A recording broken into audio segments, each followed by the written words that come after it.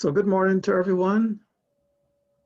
That includes the students, of course, our most important customers, the sponsors, friends of the CSF, any members of the government who might be here. Good morning. Thank all of you for coming. I know that some of you are as far away as London and Canada,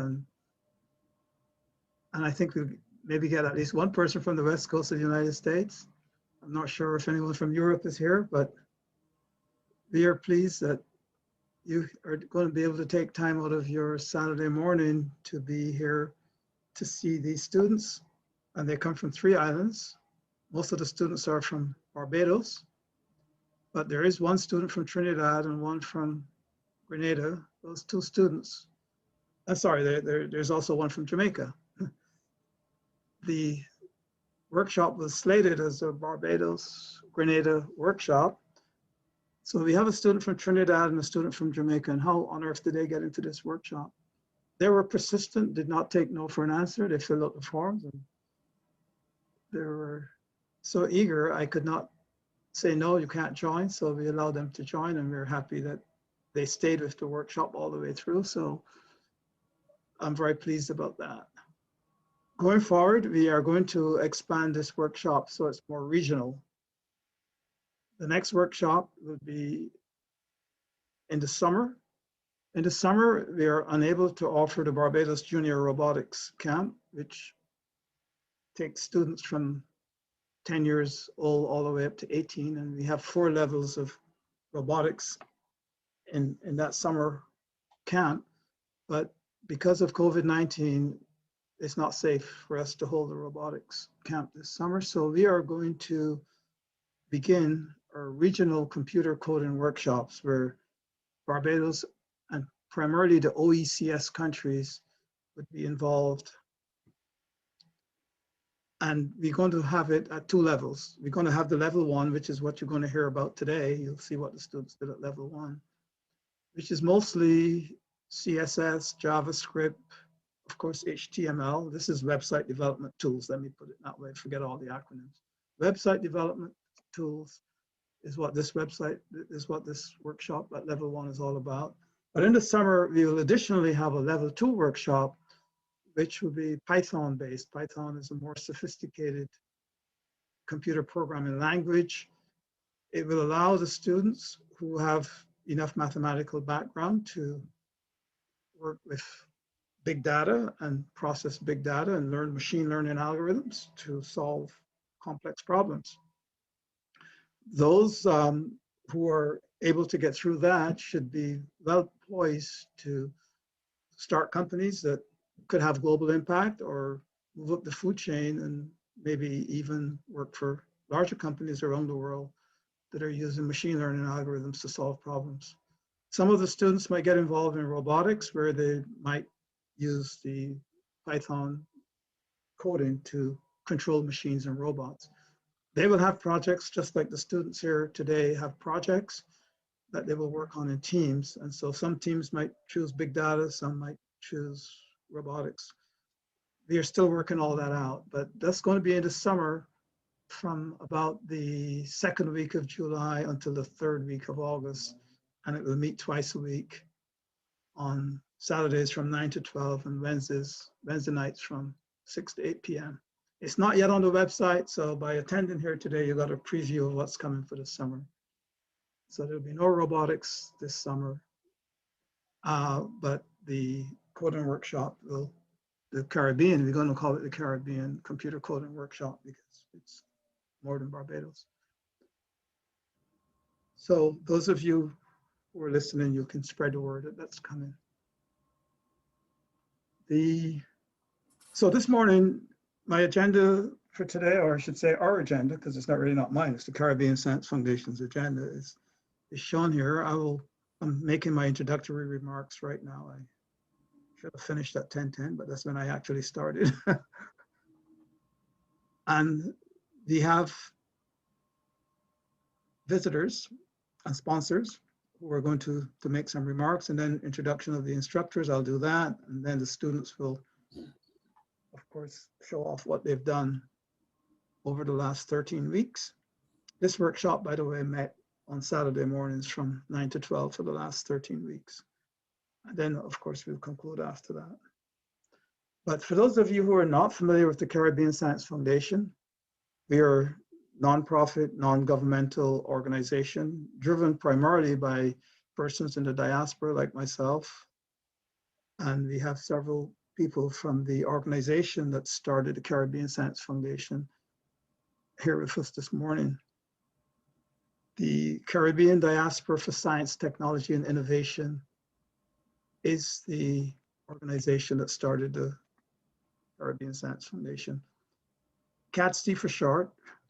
It has a branch in, the main branch is actually here in New England where I am. I'm in the Boston area right now.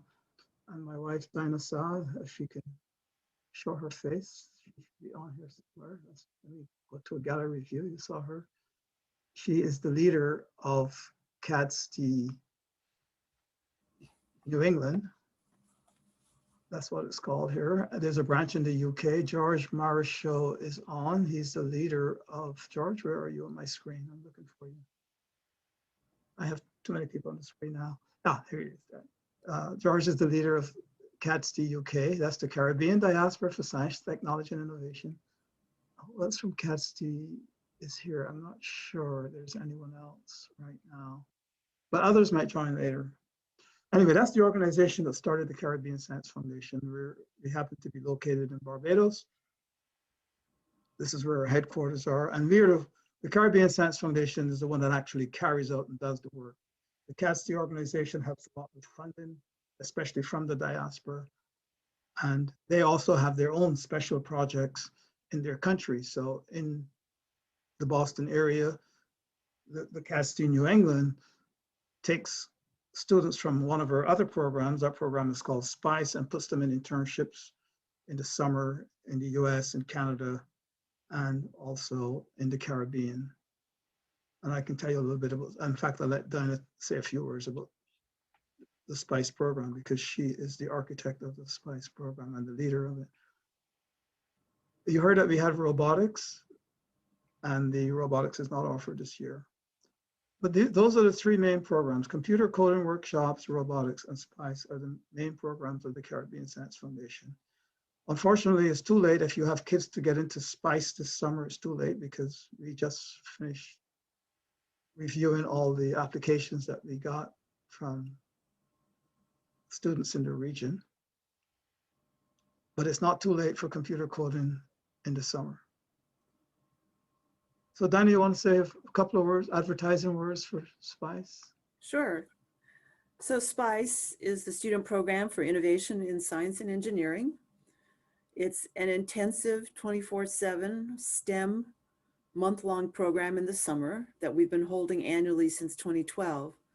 It's for the top 16 to 18-year-old Caribbean students who are passionate about math, engineering, sciences. The students take university level courses in calculus, physics, biochemistry, computer programming, entrepreneurship, and electronics. We have 169 students who have graduated from SPICE since inception in 2012. And of those 169, 14 are either at MIT or have graduated from MIT. We have an additional 4 that were accepted to MIT for this fall.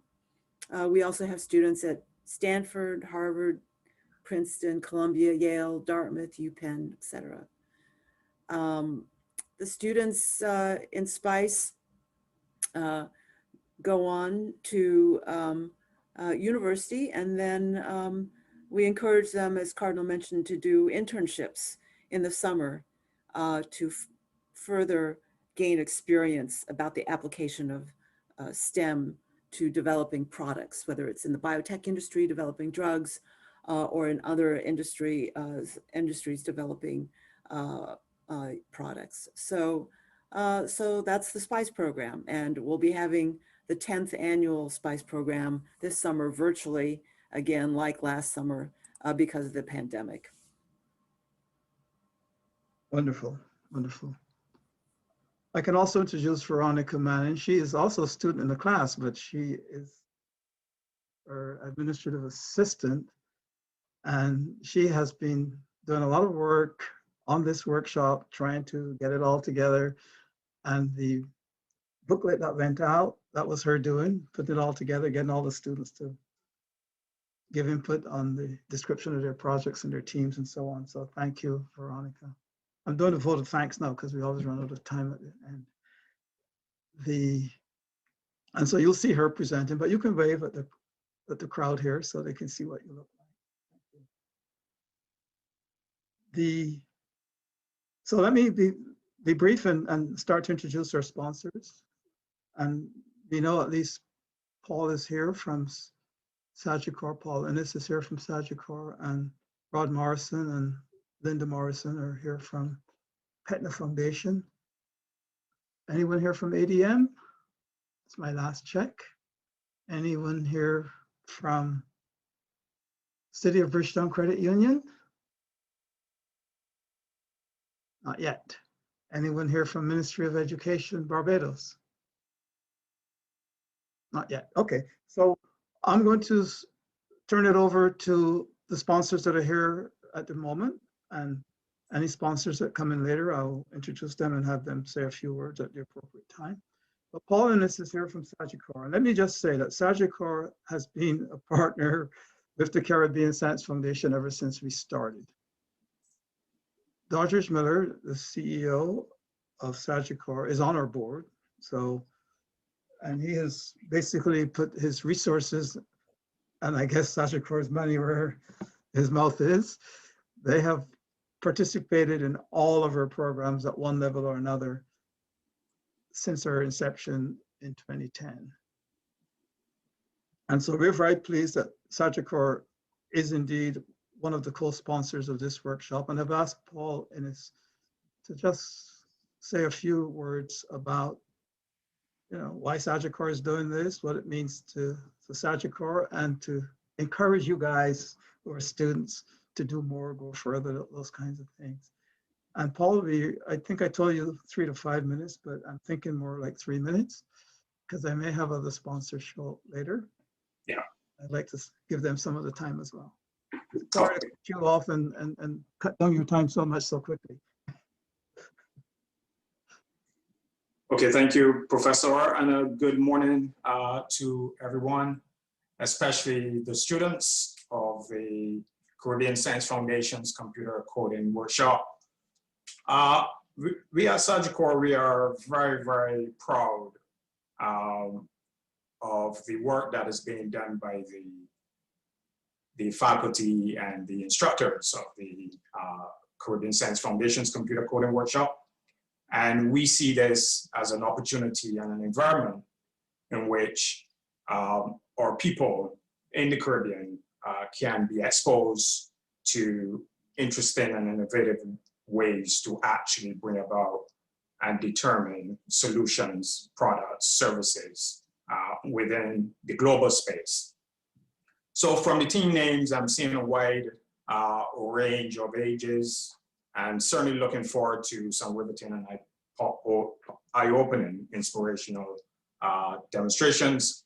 But this program continues to provide a great platform for our people to develop skills in areas that are needed to really make a remarkable difference in the lives of not only populations within the Caribbean, but also, I would more say, to support and facilitate the transformation needed within the Caribbean. From a business perspective, businesses in the Caribbean, or people and governments, we have problems, we have challenges, and we're looking for solutions. And we at Sagicor think that this is a good opportunity for those who have and are interested in developing these type of coding and programming skill sets to actually be part of the solution. What is also important, I find, is that this program also allows you to develop the necessary social and what I call team skills or skill set. Because in order to actually work as a team to build a solution or service, you have to work together. And this makes a significant difference. So as a sponsor, Sagicor is very proud of the discipline, effort, and commitment that the students have placed to completing the workshop. I'm excited that you have made it to the end, to the point where you are at a point of presenting us with your solutions. So we want to congratulate the Caribbean Science Foundation and instructors for the excellent work you are doing to ensure that there's a forum within the Caribbean exposing and developing talent so that they can explore and develop their skills and hopefully make it or deliver some world-class global solutions for the benefit of mankind. Students, I want to encourage you to continue your development in this area. This is just the start. You should actually have in sight a goal to continue to the very end so that you actually are part of the solution that the world is looking for and for the benefit of mankind. Thank you very much. Thank you, Paul. Much appreciated. This is second time that we've asked Paul to do this. He did it at the end of our last workshop, which ended in December of 2020. So Paul, we hope to have you back for as many times as you're able, as your schedule allows you to come and join us. Of course. The students really appreciate hearing from the sponsors because some of the sponsors actually, as Paul pointed out, have needs. Software is everywhere in our lives, everywhere.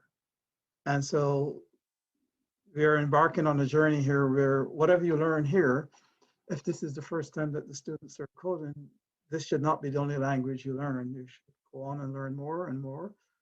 Unfortunately, it's an evolving field. So you learn a language and 10 years from now, it's become obsolete. So continuing education is very, very important in this field.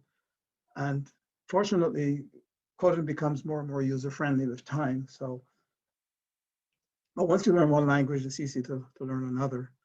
And hopefully, as Paul said, you're off to a good start. I'm now going to call on PETNA Foundation. PETNA, not sure what PETNA stands for, but it's a foundation that was started by one of the members of the Governing Council of the Caribbean Science Foundation. It was funded by Nicholas Brathwaite and his wife, Janice. I'm not sure they're on. They're in California, so maybe they're still asleep. And Rod Morrison is I'm going to call him the leader of PETNA Foundation. I'm not sure exactly what his title is. And his wife, Linda, they're on there. Actually, I'm assuming that you're in Newfoundland. Is that where you are? No, we're in Southern Ontario. Is that right? Okay, you move around. So I'm going to ask Rod to come on and say a little bit about PETNA and why PETNA is helping us out, and also to make some inspirational remarks. Well, thanks very much, Cardinal, and thanks so much for the invitation for this morning. Linda and I are just thrilled to be here on behalf of the PETNA Foundation and Nicholas and Janice Brathwaite, who established PETNA about a decade ago. It's been a real joy for PETNA to work with the Caribbean Science Foundation over the past number of years, primarily on SPIES, which we think is an absolutely exceptional program. Paul spoke very eloquently to the hopes and outcomes of this coding workshop, and so I won't repeat some of those messages, but would certainly echo many of his sentiments. PETNA is a foundation that's committed to the improvement of individual lives and communities, and we recognize the profound importance of education, skills development, and teamwork in accomplishing that. So I'd just like to extend congratulations to all of the participants in the coding workshop. You've used your newly acquired knowledge, your imaginations, hopefully developed important new insights and skills. We're really looking forward to hearing what you come up with. So thanks again, Cardinal, for the invitation. Congratulations to the Caribbean Science Foundation, and most importantly to all of the students. Looking forward to the presentations. Thanks. Thanks, Rod. Thanks, Linda, even though you didn't say anything. Thank you so much. Now, I must say, for PETNA, they too have, like Sagicor, have been supporting some of the programs of the Caribbean Science Foundation ever since we started. Caribbean Science Foundation was launched in 2010. So we are in our 10th year. We have to have a big celebration after COVID is gone. And we're sorry that we couldn't do it in 2020, but 2021 is here. So we have to plan that. We're waiting to see how things shake out with the virus. But yes, Nick Braffett has, and PETNA have funded several students in the SPICE program. SPICE is our most expensive program because normally the students are in residence and we put them up in the dorms at Cave Hill campus, Barbados. This year, SPICE, as Dinah pointed out, has to go virtual. But Nick is from Grenada, and he has funded several students from Grenada and from Guyana and from Jamaica into the SPICE program. Jamaica is a difficult place because we get most of our applicants come from Jamaica and we get $0 from Jamaica. It's like pulling teeth to get anyone in Jamaica to fund their students. I think Jamaicans like to keep the money in Jamaica. So we look to regional organizations to help us fund the Jamaican students. But anyway, Nick has been a godsend and we very much appreciate all that PETNA has done. I haven't seen anyone here yet from COB, City of Bridgetown Credit Union? Anyone from the Ministry of Education? I'm scanning the screen here. I see Rochelle is here. Rochelle Roach, right? Rochelle is, if it's the same Rochelle, is from the Maria Holder Foundation. And hopefully one day Rochelle will be helping us with sponsorship. Rochelle, if you want to say something, you can. You're also a potential sponsor. We're going to send you a proposal. Good morning. Hi, good morning. I am here observing. I've had many meetings with Cardinal and discussions as it relates to the coding workshops. And we now have a new concept note to consider sponsorship in the summer of 2021. So this is a great opportunity for me to learn more, see some of the presentations and get a hands-on feel for the actual workshops that are being conducted for the youth. So I look forward to all the presentations today so that we can see exactly what is going on board and I can join Paul and the others, hopefully by the end of the year as it relates to sponsorship. Okay, you've put yourself on the hook now, so. I definitely have. It is definitely a something that's up and coming and very interesting. So it's on our radar. Yeah, Rochelle has been spying on us for a while. We were in Dominica. We did a workshop in Dominica, and she actually showed up there, and it was nice that I wasn't there at the time, but so she's been watching us. Anyway, welcome and enjoy the show today. All right.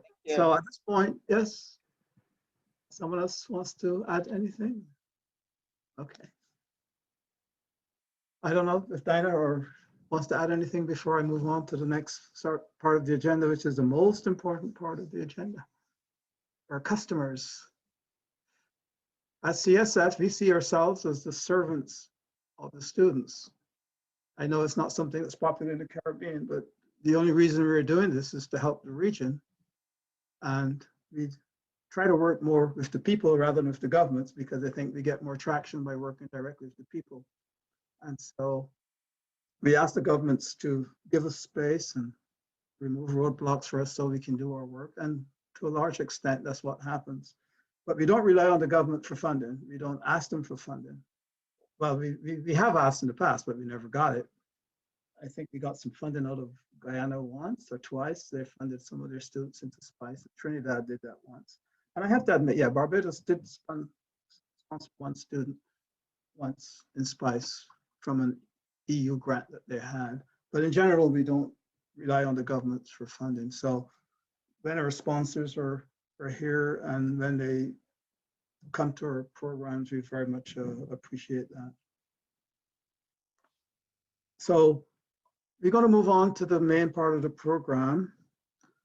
And we've been blessed with 3 instructors. Normally this workshop has only 2 instructors, but we were hoping to get a large contingent from Grenada. That didn't happen because we advertised in Grenada too late and not as extensively as we should have, given the time frame that was left for Grenada. And one of our instructors is from Grenada. Her name is Charisse. She's on the screen somewhere. I have too many screens going here. So Charisse can wave at you. Yes, Charisse Victor. She waved a little bit. And we were very pleased to have Charisse join the 2 primary instructors, Sanjay Mahabir. Sanjay, where are you on the screen? All right, and Andre Hussein. Hi, everyone. Good to see you. So those are the 3 instructors. They have done a fantastic job. They give up their time on Saturday mornings to do this. Sanjay has done it probably 4 times. In fact, Sanjay was a student in the very first class we had. So, and he can tell you a little bit more about himself. And he did so well that Diana says, "You're looking for an instructor. Why don't you ask Sanjay?" Good idea. And he's also helping us as a kind of a webmaster now for the Caribbean Science Foundation as well. So if you don't like things on the website, you can blame me. But Sanjay will fix them for us. And then we found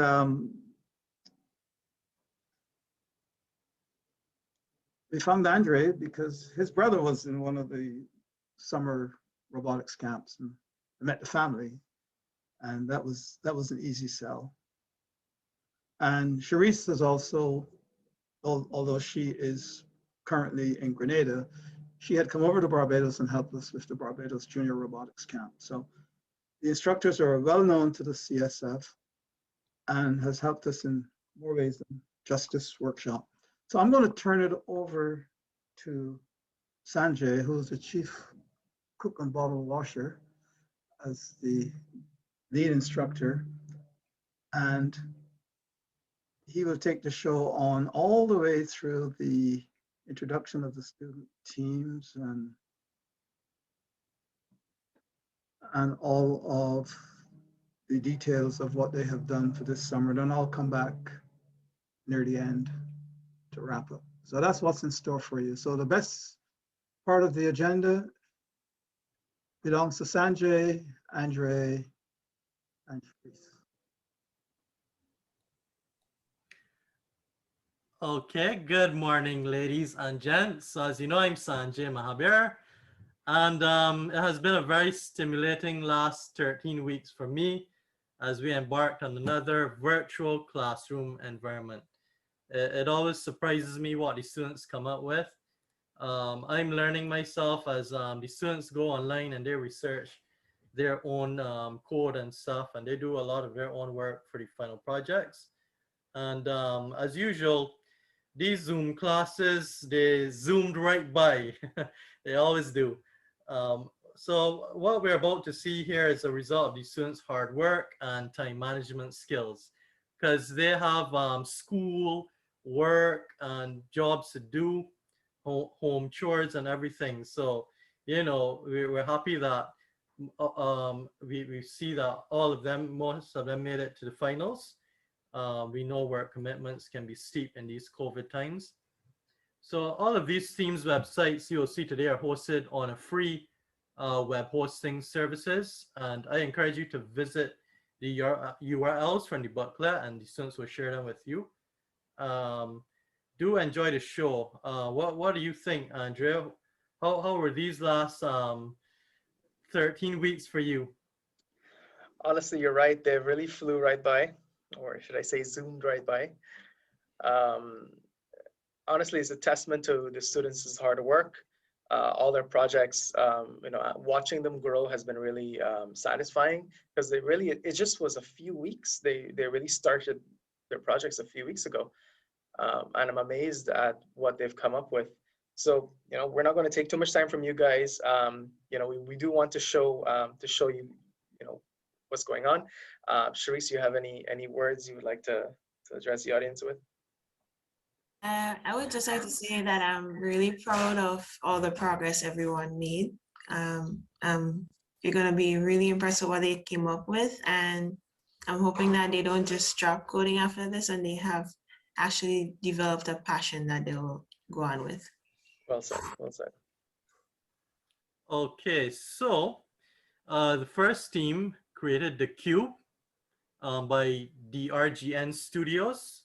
So this team has engineered a really cool game, and I do encourage you to not just try it, but try to win it.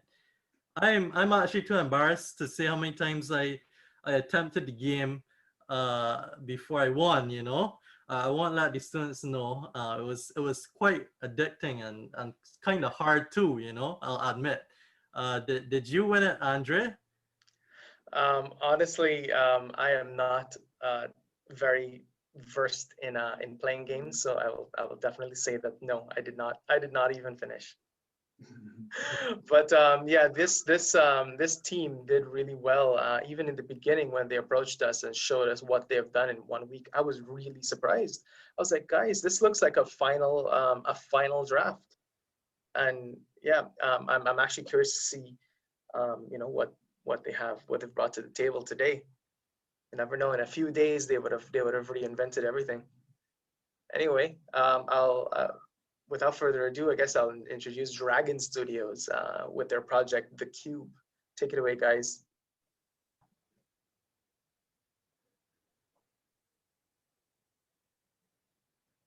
Good day, everyone. My name is Aaron Hazard. I am the team manager of our project, The Cube, which is a game that we decided to make from this course that we took.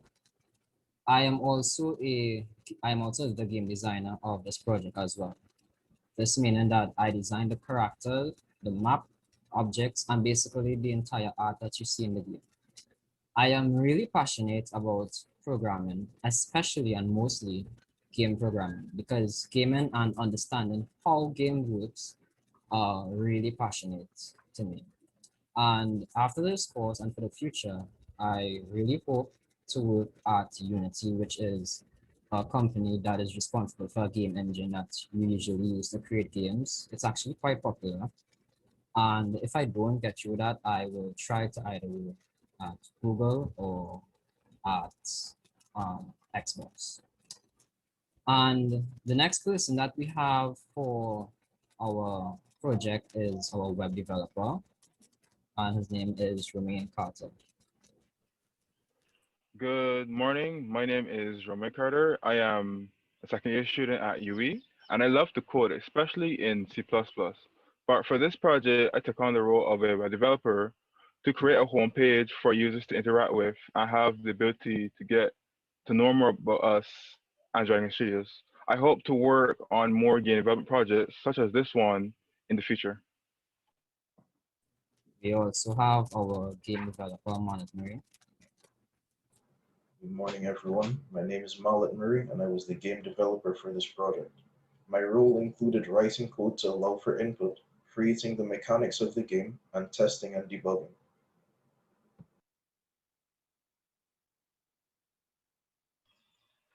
Our vision was to combat boredom during these hard times with COVID, without the need to download any software. So what we came up with was a web game that everyone could play and enjoy.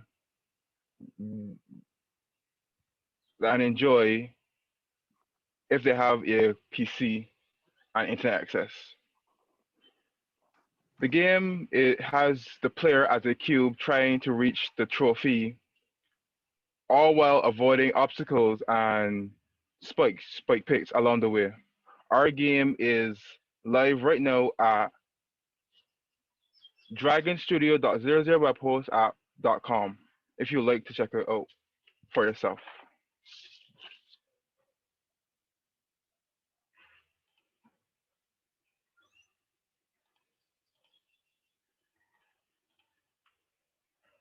When a person visits our website, they're greeted with our homepage, which has music,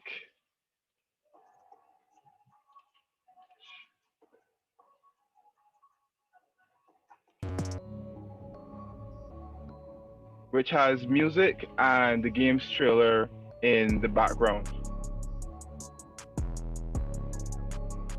to make the website feel more alive. On our navigation bar, there are different sections that, when clicked, don't actually change the web page itself, but only change which section you're currently able to view.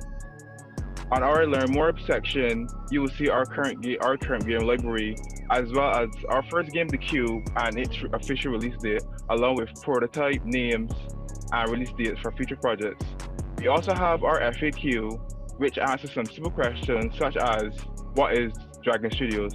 Dragon Studios is a small indie company located in Barbados with the goal of creating video games for everyone to enjoy. On our contacts page, you have the ability to email us on any queries or suggestions you have for the webpage and the game itself. You could also visit our GitHub, where you can assist in the game development since our code is open source. And lastly, our About Us page has a bit more information about us on the team, as well as credits to where we source the music. I now hand over to Mallet, who will demonstrate gameplay of The Cube.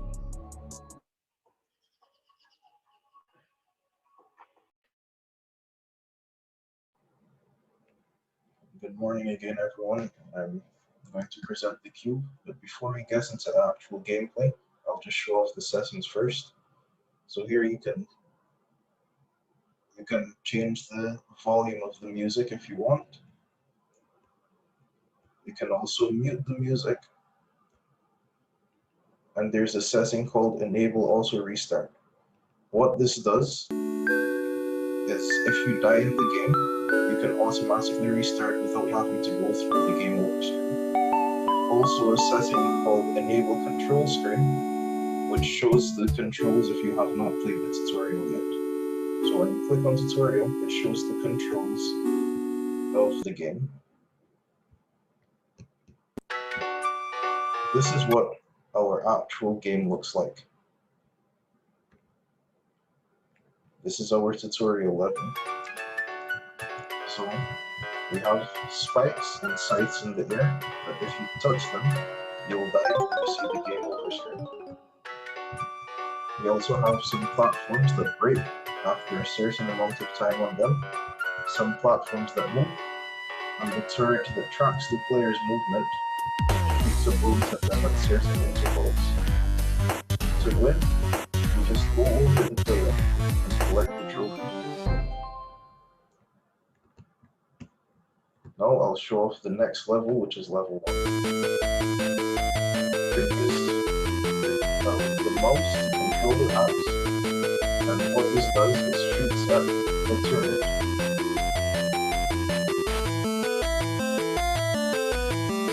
And it will destroy any obstacles that you need, but you can only use the apps once. So if you want to play the first level, you can go to our website at dragonstudio.00webhostapp.com. Finally, I'll show off the credits to the game. Here we show off our roles again, and we also show links to the music and sound effects. If you click a link, you can go to the website where we filmed the music. And that's it for our game presentation.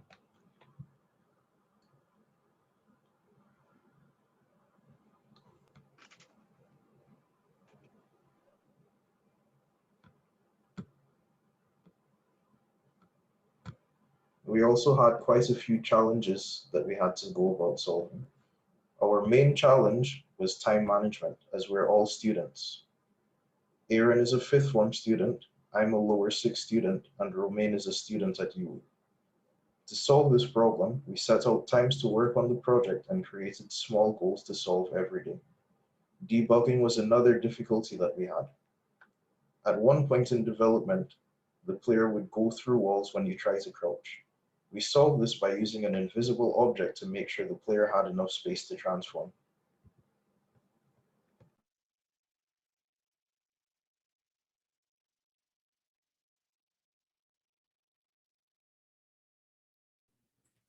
For the conclusion, our game was based on parkour. And for those of you who don't know what parkour is, it's moving from point A to point B while avoiding obstacles within your path and trying to improve your efficiency. Now, what did you, the audience, gain from our game? Well, as you try to reach the end, trying to collect the trophy, you now have a game that you can apply your skills to reality. Now, what do I mean by this? As difficult as the game might be, you still try to reach the goal without giving up. That being said, as difficult as life may be, we all have a goal that we all want to achieve, and we will still keep avoiding any obstacle that comes our way to get that trophy. So now you have gained or improved the ability to avoid obstacles and achieve a goal while not being bored. And that's the end of our presentation. Thank you. So, I was thinking Zoom should actually be rebranded to COVID, right? But anyway, COVID, Oh my. in this COVID environment, right, you really need to spend your money a lot more wisely, right? Which is why the DDP web developers have created their platform, SpendWise Services, to help you. The consumer, right, you, the consumer, will be able to easily find and compare the best deals, while also businesses are helped a lot in these times to expand their customer reach, their customer base, and everyone needs to be smart right now. Spend wise, right, Charisse? You're right. We do need to spend wise. And this group started out with an idea where they wanted everyone to get the best value from all those supermarkets that always have overpriced products, and another one has a cheaper one. So here they're trying to come with a solution that will help everyone to manage their money well. And they worked really hard of it. And let's see what they have. So my team members seem to be having some technical difficulties, so I'll just go ahead and introduce everyone. So first we have Deshauna Walcott, and she's a student at Queen's College in Barbados. And we have Paul Branch, who is a student at the UWI in Barbados. And lastly, there is me. My name is Destiny Marshall, and I am a student at the Manchester High School in Jamaica. So what is SpendWise? SpendWise is a customer review and price comparison service, which is available to both businesses and consumers, which allows for transparency between parties. COVID-19 has been a great indicator that the Caribbean people must come together and be more resourceful in integrating technology into our lives. SpendWise is a website that will provide a platform for honest reviews by consumers of products and services in the Caribbean, while simultaneously providing a space for specifically local businesses to promote their products and services. It will also enable businesses to see areas where they can improve, thus increasing the customer service in the Caribbean. This website will contribute the least amount of hassle for consumers, as they will no longer spend time going face-to-face to compare products. Everything will be at their fingertips. No stress, no hassle. No prolonged exposure to COVID in stores while trying to decide if a product is worth it. Just efficiency.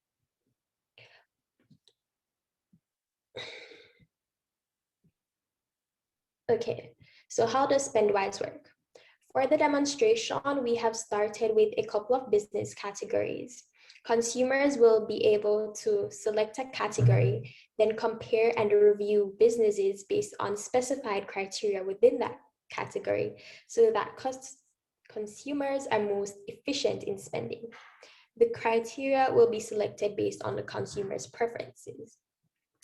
Finally, in terms of the database, customers and businesses will be given the option to fill out a form so that the businesses can be nominated to be added into the system. And we will now move on to the website where you can see a live demonstration of this. Shauna? Hi, good morning. Can you guys hear me? Yes. Okay. When you first visit the website, on the navigation bar, we have some options. As you can see, if you hover over the categories, there is a drop-down menu that should appear with the business categories we cater to. For example, if you select the barber and hair salon category, it brings up a subcategory with... Oh, just a second, guys. Okay. So Deshauna, you may continue. Right. It brings up a subcategory with all the businesses, with the services that the businesses provide. If you select the braids option, it brings up all the businesses in our database that provide that service. For each business displayed, their contact information is shown, the services they provide, and the price range of the services is given. The business's rating is also shown based on customer feedback of their products and services. This is all to provide future customers with an idea of the service they will receive if they choose to patronize any particular business, and to provide them with insight on the customer care and product quality offered based on past customer reviews. The other categories we cater to also follow the same format. If you go to the restaurant category, and let's say you're looking for burgers, you can see that it follows the same format as the other category, only the difference is that there's a taste rating now, which varies based on customer feedback. So some may have 6 stars, 5 stars, and such. We also have a suggestions page where you can find a simple form that anyone passing through the website can fill out to suggest a business they think should be added to the website. This form provides exposure for both the business and the customers, as the business may be suggested to inform customers about how untrustworthy a business's products are if the business provides bad customer service, or it may be to praise the business for the customer care and product quality, thus expanding that particular business's clientele. On the form, you simply provide the business's contact information, state the services they provide, and leave a comment as to why you are suggesting that business. On the website, you can also find an About Us page where we speak about our mission, our vision, and give a bit of information on the team. Our mission, which was to create a space where consumers can freely state their opinions about businesses and give constructive criticism in hopes of bettering the customer service and possibly prevent others from encountering the same negative experience as they did with a particular business. Our vision, which are the goals we plan to achieve with Spendwise in the future, but we will touch on that in a bit. And we also give you a bit of info about the creators behind Spendwise. I will hand it over to Paula, who will speak about the challenges we faced whilst creating Spendwise. Throughout the process of creating Spendwise, we were met with a few challenges. From the beginning, we knew that our ideas outweighed the scope of what was taught in the class. The idea was really complex in that we had a lot of features that we wanted to incorporate with not much time.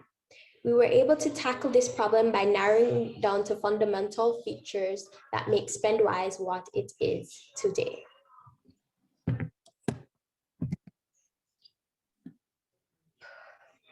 Okay. So this workshop has been extremely beneficial all around.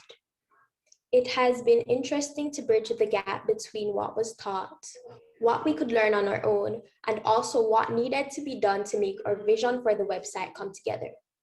Being a part of a team with people outside of our own country has been a step in the right direction to improving Caribbean unity and gaining a greater appreciation of technology. Because we're not in the same space, but it's amazing how students from different islands can come together to create something that will make a difference. Our website thus far has provided an efficient way for consumers to see reviews of products and services provided in Barbados. By having the businesses compacted into a singular space, it has provided a platform for advertisement which benefits local business owners. You are able to see the ratings that consumers have given businesses based on specified consumer wants. There is improved transparency by providing a price range for specific products. And lastly, SpendWise has provided a way for businesses to see what consumers want the businesses to improve upon so they can hopefully make the necessary changes and become better businesses. We hope that our website through further development will become better and one that can be used throughout the Caribbean as we strive for greater technological development. Our website is by no means finished, and our showcase was only the beginning. We have so much more in store for the future. And these are some features that we hope to incorporate. So the price matching feature. This feature was what we ultimately wanted the website to be. We wanted a price matching system for supermarkets, and we're hoping to develop that in the future. And we also have other smaller features such as ranking price from highest to lowest, a search by location, a premium advertisements on homepage. This would basically be a specified area on the website where businesses that are having deals can get their product advertised, their deals advertised on the homepage. And ranking goods based on quality, a search bar with keywords, and a subscription service. So thank you everyone for hearing our presentation. If you have any questions, we will take those now. All right, so I guess we'll move on to the next group. This team name is called, they're called Artzition. So this is a fusion of art and music. Their project name is called Muse Art, and this is going to be presented by Stephen, Sylvester, and Jabari, right? So Artzition built a website to showcase musicians and artists as a whole and to advertise their services and products. So on the music side, we have like the bios of each musician and their going rates. While on the art side, we have we have local artists that are showing off their handcrafted products. So I believe Sanjay was one of the instructors that instrumentally helped with the building and creation of this project. So Sanjay, do you have any words to say about them? Yes, Andre. Well, this team, I barely assisted, and they took it to another level, as all the teams did. So this team has fused music and art together beautifully, while showcasing. So they call it Muse Art. I love that name, and Artzition. Sorry, I love the naming. Yeah. They see together. So and in addition, while showcasing Adelabu's clothing line, trendy hand-woven clothing, which you can actually buy. I'm sure he'll be happy to talk to you after this meeting. Post-COVID, ladies, pay attention to these trendy designs for your next event. Sylvester will be very happy to help you out, and musicians for your next birthday parties or whatever. There are a lot of musicians ready to be there. So let's see Muse Art. What have you guys have? Very good morning, ladies and gentlemen, sponsors and leaders of Caribbean Science Foundation. Thank you for joining us today as we showcase what we've been learning over the past 12 weeks. It's been a short time, but a very engaging time, and we've been able to learn quite a bit. I want to introduce you to the members of our team now.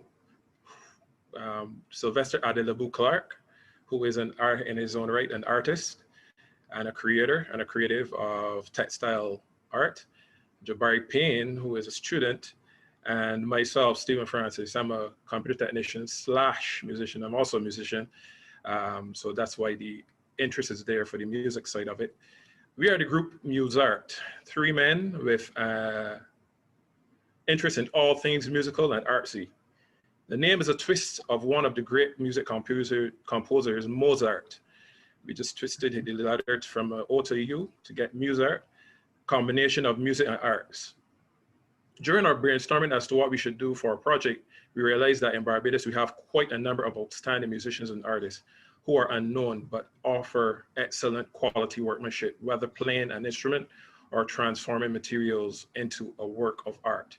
We also realized the connection between music and art at many events.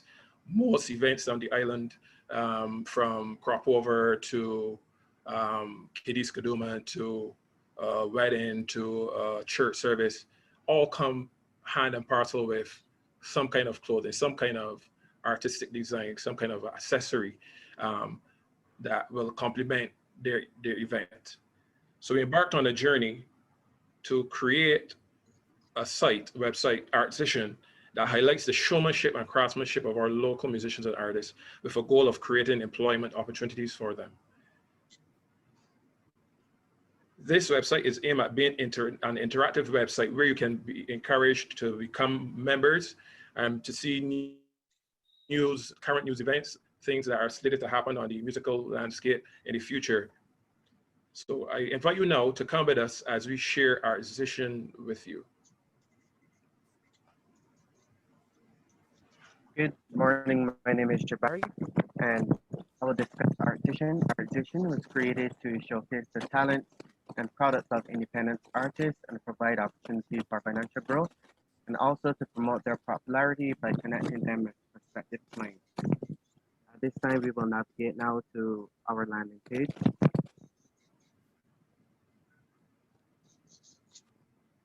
Now, we're on our landing page, and the landing page is designed in 3 parts: music, interaction with our website, and art. As we scroll a little bit, we have a carousel of slides.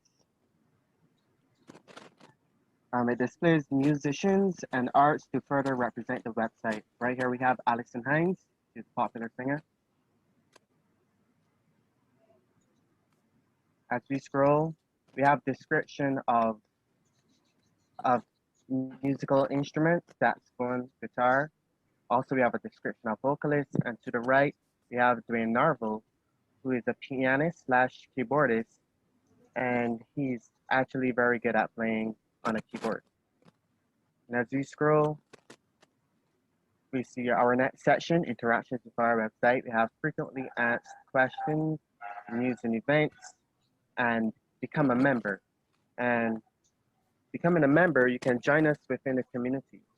Become a musician or artist, or you could just become a client who is interested in anything the musicians or artists have. And news and events, we would like to introduce where upcoming events for musicians or artists would be on this page when you click it. So as we scroll, we have Get Your Art. On the left side, we have apparel, accessories, visual artists. As like the music category, we have descriptions of the categories, of the sections, and they're all handcrafted, of course. And to the right, we have Sylvester Adelabu, who is a weaver and also one of the creators in building this website. Now, as we scroll to the top, we have home, category, contact, about, sign up, and you can sign up to become,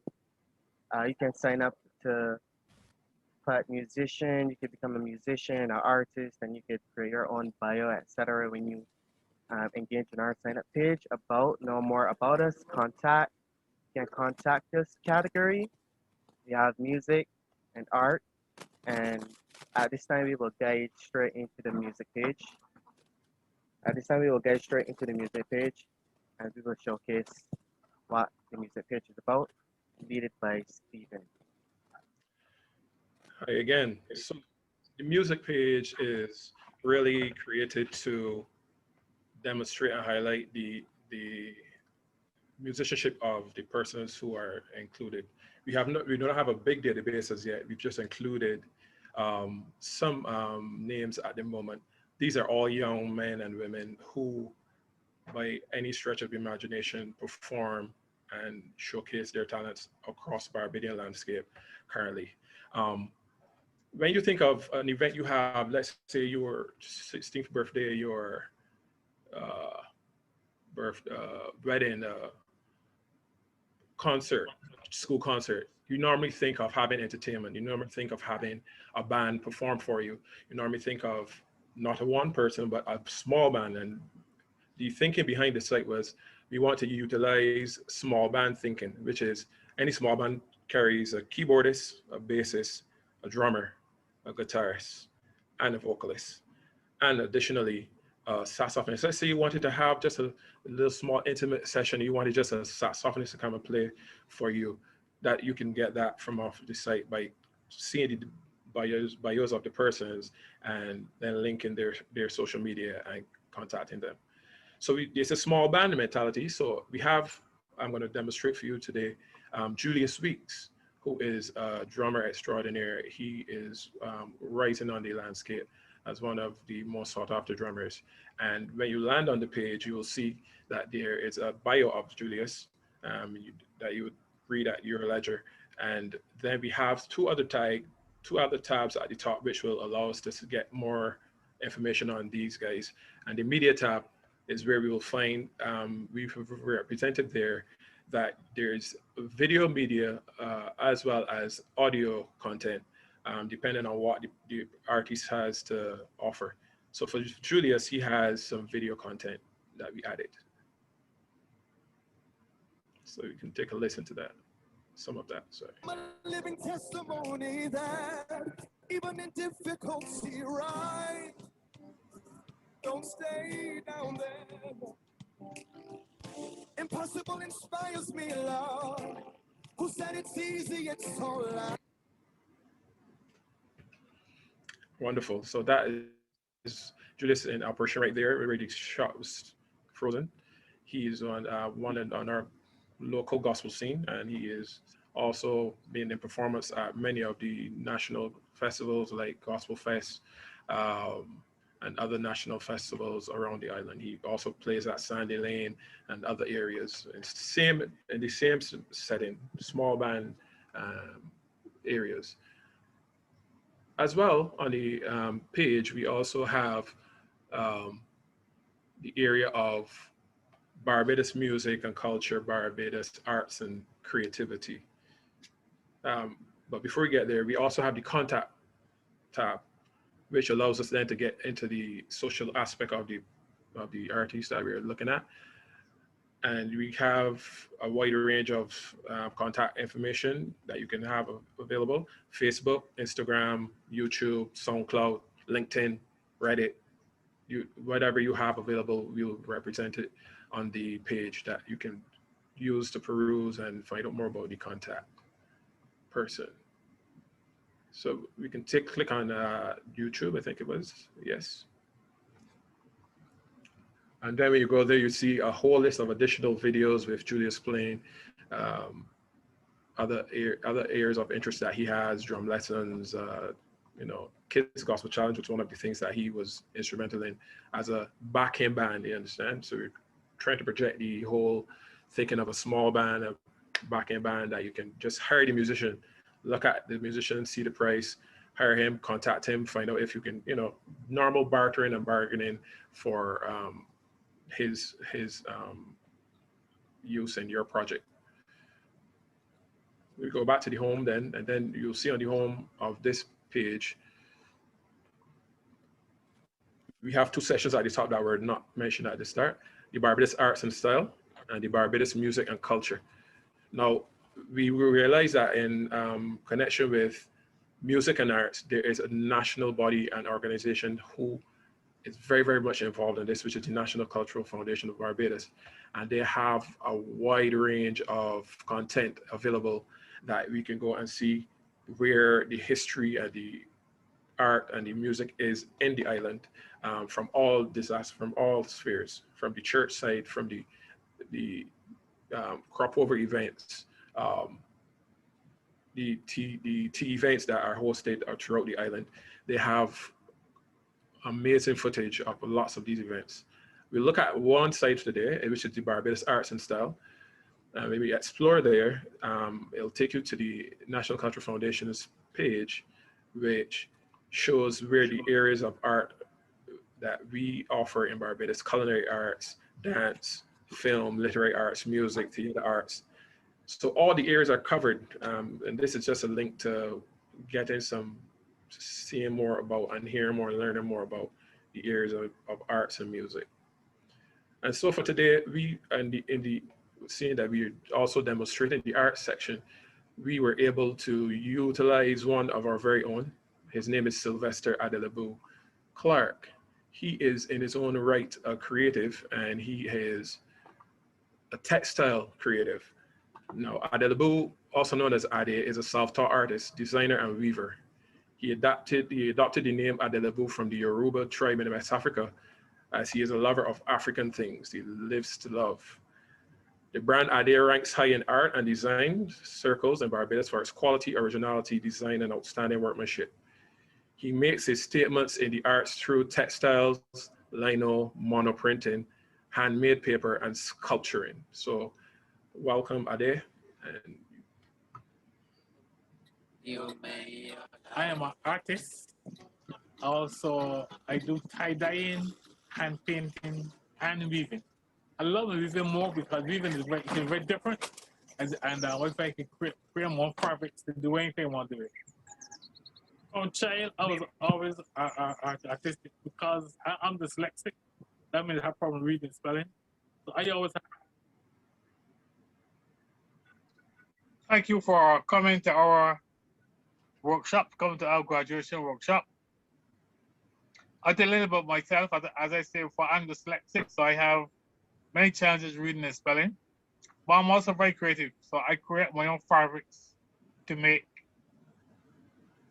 different products, make bags, and you see different sizes of bags. There are different types of bags.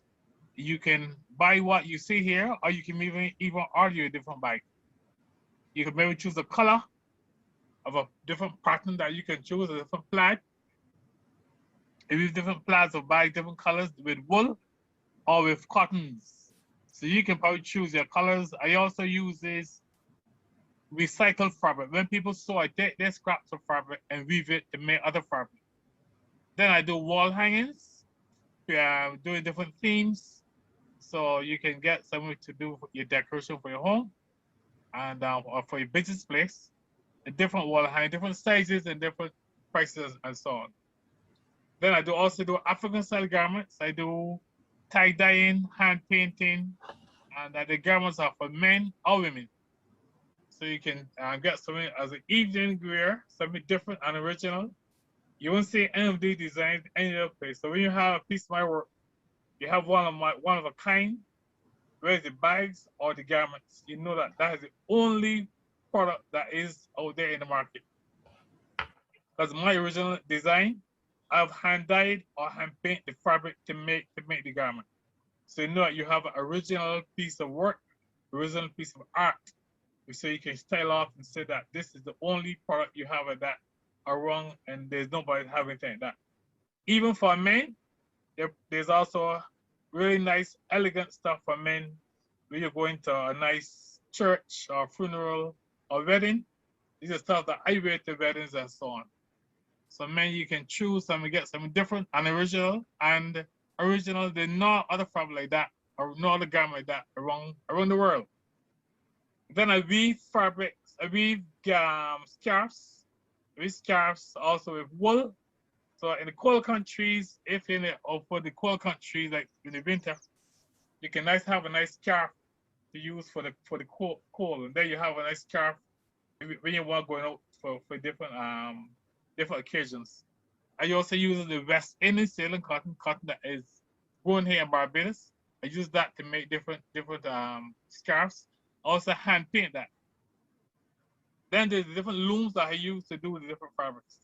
The 4 different looms that I use to do different fabrics, and I did a workshop in the UK in tapestry and hand dye. That's another field of weaving that tapestry that I plan to develop a little further a little later on.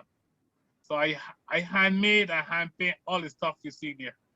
My main challenges with the workshop though is being dyslexic.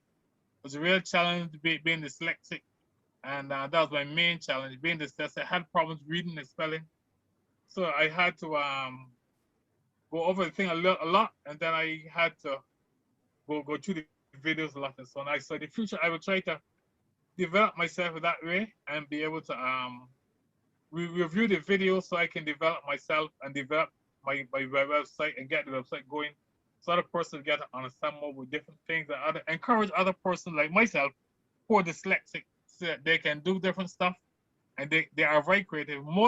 I think dyslexia is a gift. So people with dyslexia don't need to feel any way. They know that they can produce really creative and nice and original things. Yes, Ivan. Continuing on from there, on the challenges that Ade just mentioned, he mentioned his personal challenge, but as a group, we had the challenge of connecting the pieces of the artisan puzzle. Now, we each worked on each section separately, individually, and therefore, along with the technical difficulties that we would have had, like namely the carousel running, we had it set up, but it was not running and scrolling any of the images. That's where the help of the tutors came in very handy and helpful. Andre, Sanjay, and Sharice were very instrumental in helping us to finally see the vision actually happening on the screen. And therefore, that was where the biggest challenge was for us, to make everything connect from the art side to the music side, that we could represent that the two work together hand in hand as a normal marriage. If you're going to event, you're going to need clothing, you're going to need accessories, you're going to need something to wear. And mostly with our like kiddies movement and our soca competitions, all the artists already spend time in getting a unique piece of clothing for that event. Visualizing the outlook of the website and representing the information through code was a challenging process, as this was our first experience actually using code to create a website. However, we overcame this as a group by referencing professional sites for ideas and joining office hours with our tutors to help us bring the ideas to life. And from there, we went into what we would conclude from that.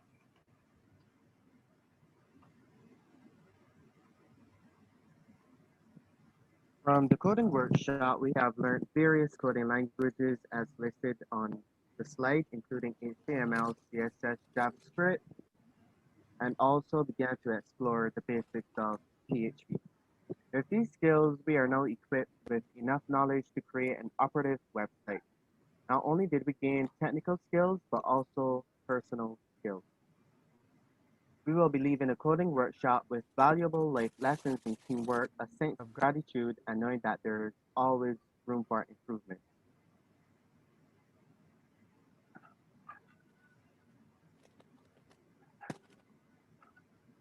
In further developing the website, we would like to enhance the Become a Member option, allowing persons to add their own bio, photos, videos, prices, and general personalization of their profile. We would also like to involve our members in compiling our news and events section, allowing them to submit upcoming news or events that they are involved in order to increase their own publicity. We would like to create an easily accessible chat box for the frequently asked questions tab to allow clients and members to ask any questions that they have for us. And finally, a long-term goal would be to expand the website to reach beyond just Barbadian artists, but also the wider Caribbean community. Now, at this time, this brings us to the end of our presentation on our website, ArtVision. Thank you for your attention, and we would like to extend our thanks to our teachers, Sandra, Andre, and Charisse, and also for the Caribbean Science Foundation for facilitating this workshop. Thank you. Thank you. Thank you so much. Wow, excellent. Excellent. Excellent presentation, guys. Absolutely love this idea. Do we have any questions from the audience? All right, so I guess we can move on to the next team. This one is called NSX Innovations. This comprises of Nicholas, Javier, and Shamar. Their project name is called Big Bite, which, yeah, it's called Big Bite. So NSX Innovations, they have created a website to showcase the dishes of an actual local restaurant here in Barbados. And I believe, yeah, it is called Big Bite. So this team really took the initiative and actually got a real world scenario, and they are planning to launch this website for this business. And listen, we started this maybe like a month ago or so, maybe a few weeks ago. And whenever these students would bring and show us their project, every Saturday, it would just hurt my belly because I would be getting hungry from the amount of food that they show us. Anyway, I believe, yeah, Charisse, what, I know you have, you're not here as yet, but I guess we should check out Big Bite when you're in the island. Yes, I definitely want to because the food looks really good. Nicholas keep complaining about how bad the pictures look, and it's like, nah, I'm still hungry, it doesn't matter. But I do think I'm really impressed with the fact that they had a real client. So they got the whole software engineering experience with having to communicate and get the hassle of them not replying, and they actually get to put out a real project, a real product that will definitely be used, because there's no way Big Bites wouldn't want to use this website after seeing it. So let's see it, guys. All right, with all further ado, let's take a look at your project, guys.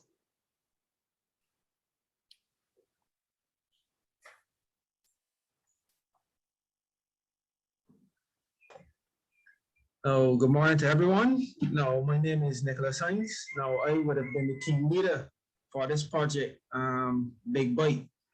Now, our team name is NSX Innovations. Now, this project was, as Andre would have said, it is a real world scenario. We actually got a client to work with us to provide pictures and information on his business so we could actually launch the website in the future.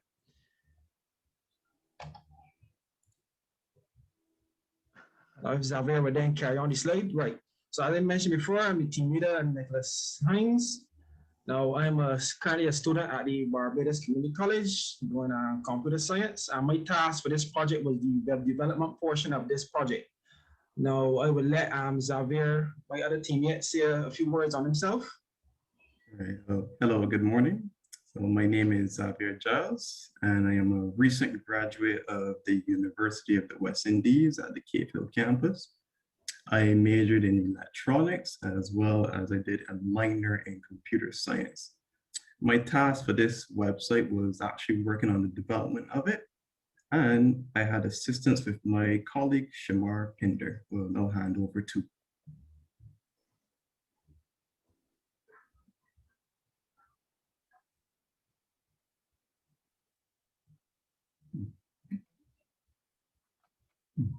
I know it says Shamar is available right now. Let me check.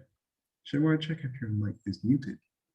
Oh, my bad. My mic was muted. Happens all the time. Sorry. Got a lot of background noise, so I was trying to be careful. All right. My name is Shamar Pinder, also a recent graduate of UWI Cape Hill, upper second class honors. Got my certificate a few weeks ago, and Xavier said I helped him with website development. And I'll hand it back over to Nicholas, who will tell you the project purpose and details. No, as I said before, no, this project comprises of two parts. It comprises of a web app and it comprises of a website. Now, the web app is designed to order the food, and the website basically displays and lays out everything. Now, it was designed for a local fast food restaurant. It's actually based in Barbados. Now, this was supposed to provide advertisement for the food and the menu available, and it was supposed to allow customers to place the orders online. We also incorporated a feedback area and a suggestion area for the business so that the business owner could get valid information on how to improve various services. Now, our instructor provided the actual link because it's hosted in the chat box. So anyone wanting to see the website, you could just click on the URL and you could see it pop up. Now we'll hand over to Shamar, and Shamar will give us more details on the website and the design process. So to go through a quick rundown of the website, that you're getting a preview through the video screen here. But to get a more detailed look, Xavier will click the link, please. Right, so here you can see the first thing of note is the color scheme we use, which is taken directly from the restaurant itself. You can see about the big logo there. There you have red, whites, and blues, which are predominant throughout the design. You have a simple nav bar here that scrolls down with you, which details the 4 major sections of the website. Right beneath that, we have a rotating banner, which will give you like a quick bit of advertisement for some of the food. Nice little slogans there, with the food in the background to get you all hungry and to enjoy the food. Moving downward though, we have moving on, we have the sections I mentioned before. An about section detailing quick descriptor of the website with more examples of the food. Here, a main dish and a side dish. Beneath that, we have the opening hours section, which just gives you general information that you need to know so you know where to go and when to go to get your food and the options available.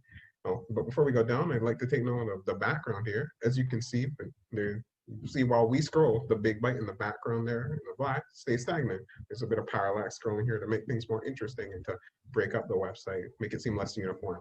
Because beneath that, we have a big section of white, which is the menu of all the main foods. Starting off with the main dishes, you've got your meats and your carbs, your porks, fries, fish, chicken, barbecue wings, kebabs, lamb, all the available options with associated descriptions and price tags and an order now option for you to pick whichever one you want right now.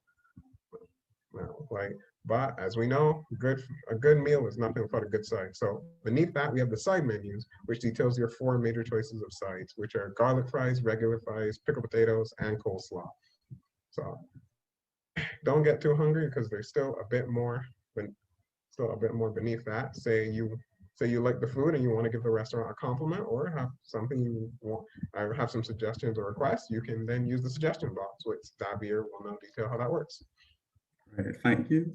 So here we have the suggestion box that we incorporated into the website. The aim was to allow the customer to give feedback to the business owner on anything such as how they like the food or any suggestions they have. So we have 3 fields here that the customer will fill out. They'll put their name, their email, as well as their message. So once they click on the field, we can see that the browser recognizes that this is a form and it gives the option to auto-fill in the information. So there's my name and my email address. So we use a bit of JavaScript here to disable the send button as the message is not typed just yet. So I will do that now, just to give an example.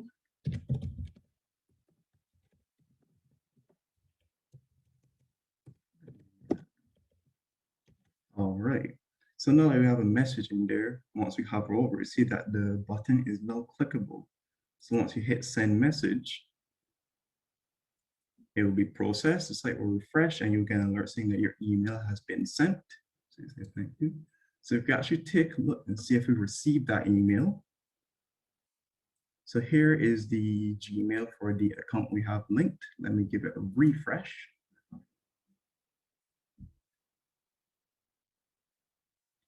And you see here right at the top, we have the email that I just sent.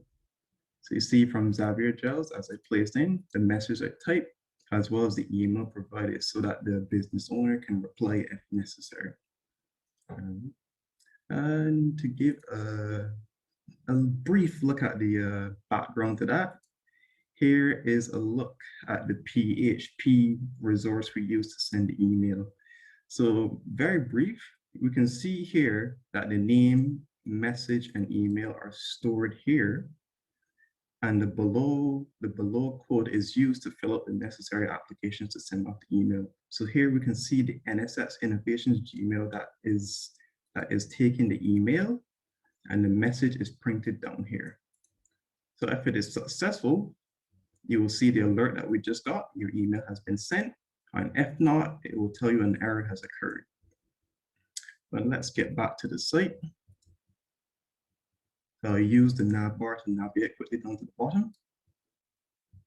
And here we have the footer of our website. Right now we have some basic information such as the contact details, have the phone number for the business as well as their email address.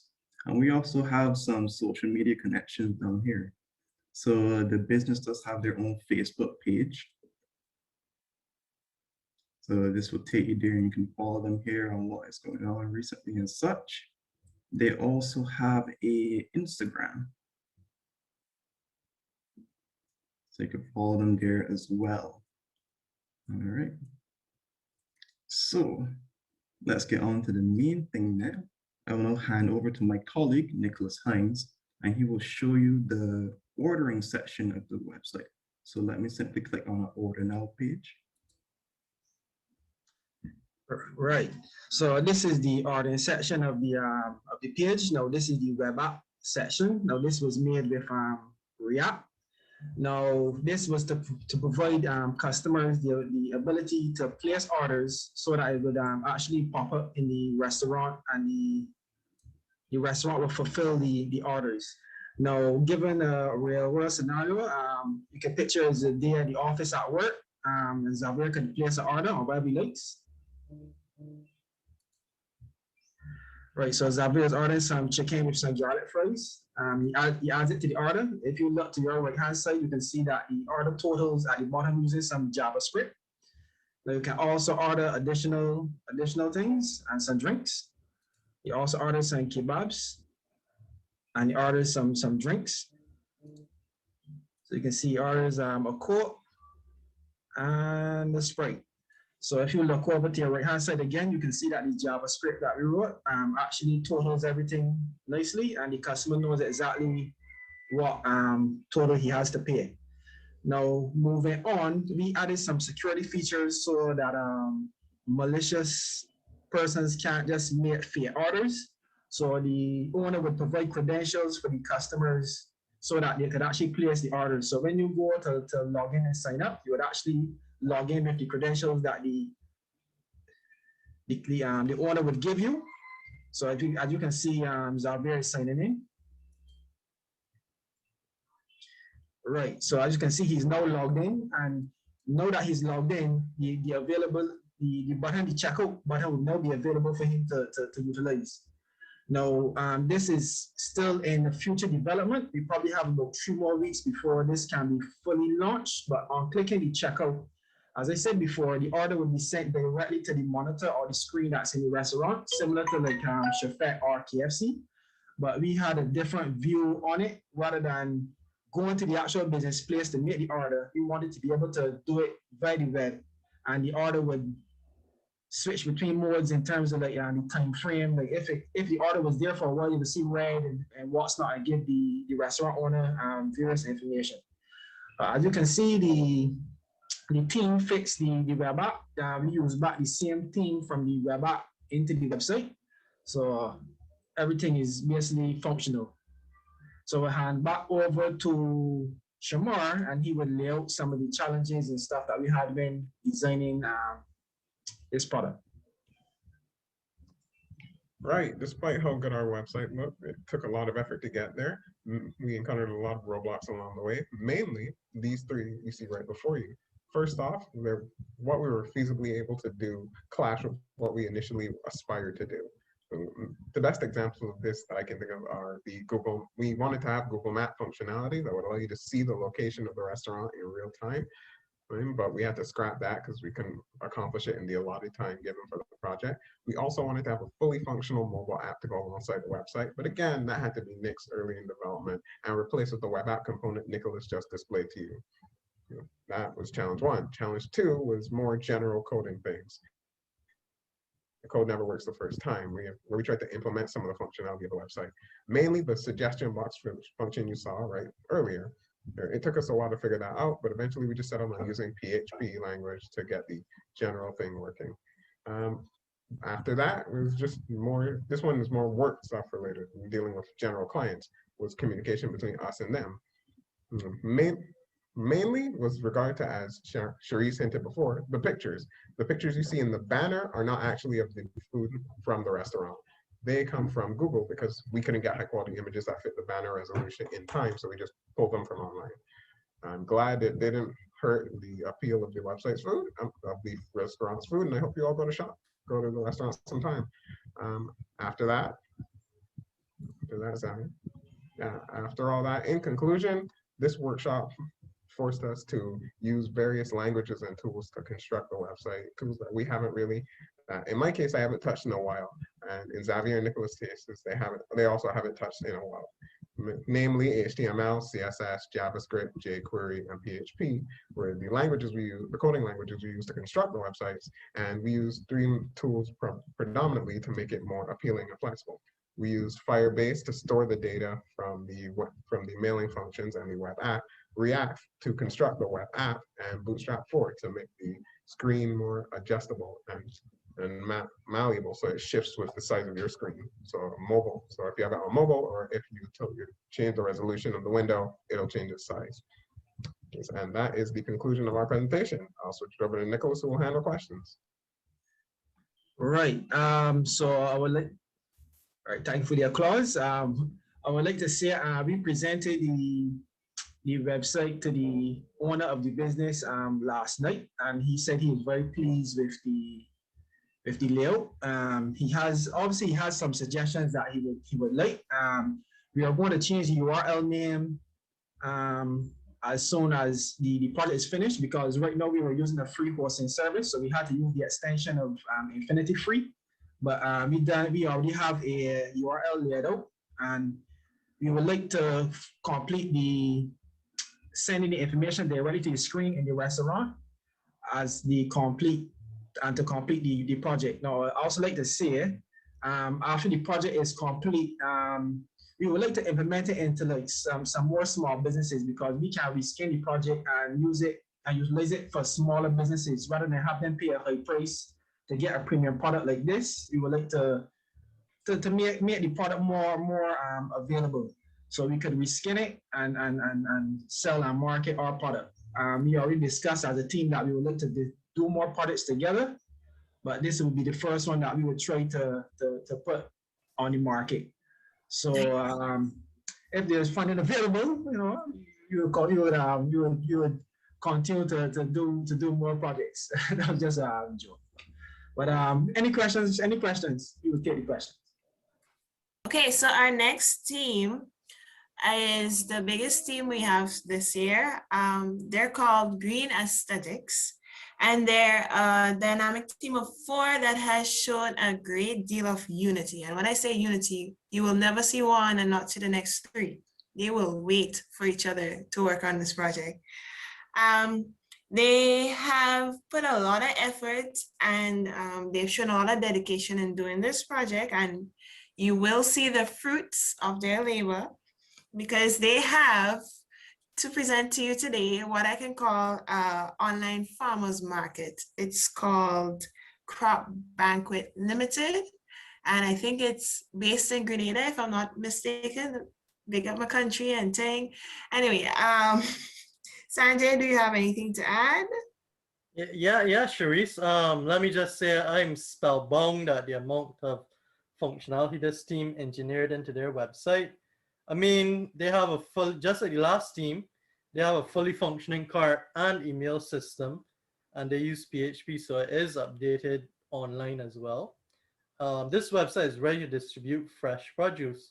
One last thing I'll say about this team is, oh boy, they were relentless. They were not, I would have just built a simple website, showed something pretty and be on my way. But this team, no, they would not sleep. They I don't know, they never sleep. They would build something, then they come next saying, oh, we want this slider now, bootstrap.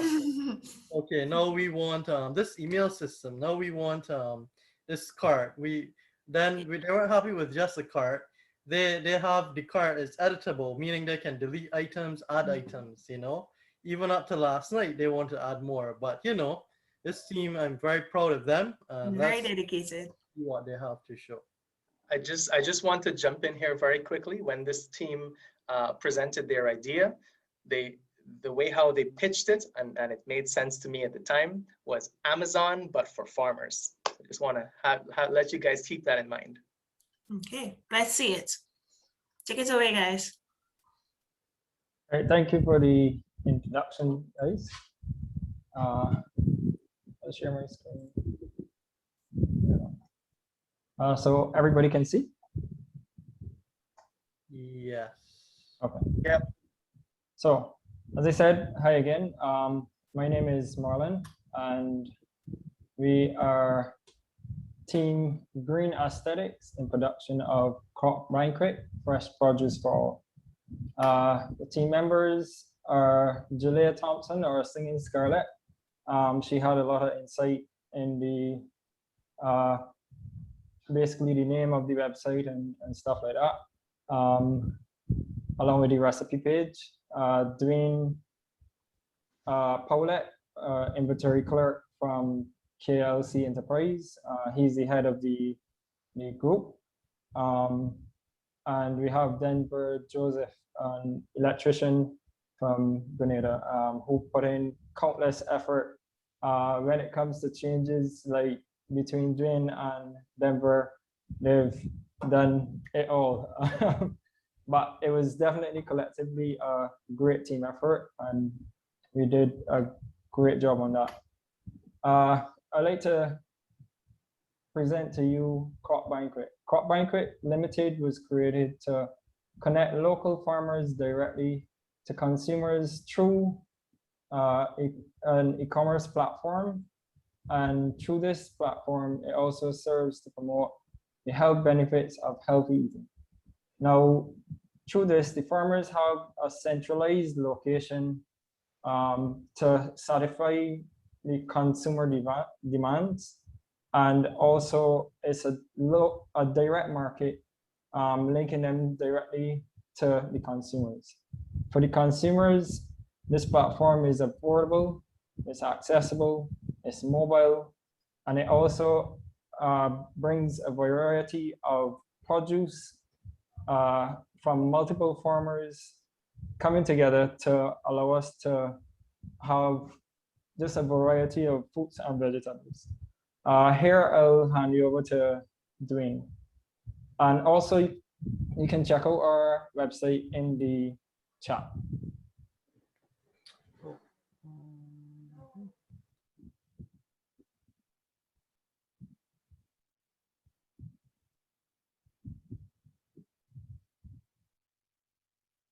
Dwayne, you're muted, so start over. Hi everyone, sorry about that. Here we have our website. We have many menu options. So we will start with the first page, which is the home page. We have a special page, but we will come back to that special page later. As you scroll down, this is where we display the items that we would have would have acquired from the local farmers. You can select the quantities on each item, and it will give you a total on each change of the quantity. You can add that to the cart. Okay, and as you scroll down, you will see that we have some more information in the footer as well, where we have the location, the email, the company email, a little bit about the company, and some social media icons. And you can also navigate to the pages from the footer as well. So as you head back to the top, you can use the back to top button and click checkout. It's a fully functioning cart. let's say you did not want the carrots, you can click on the X and remove the carrot from the cart, and the cart is updated. As you can see, the total is $23. If you wish for it to be delivered, you can click 3, and it will add the $25, and now you have a grand total of 48. As you scroll on further,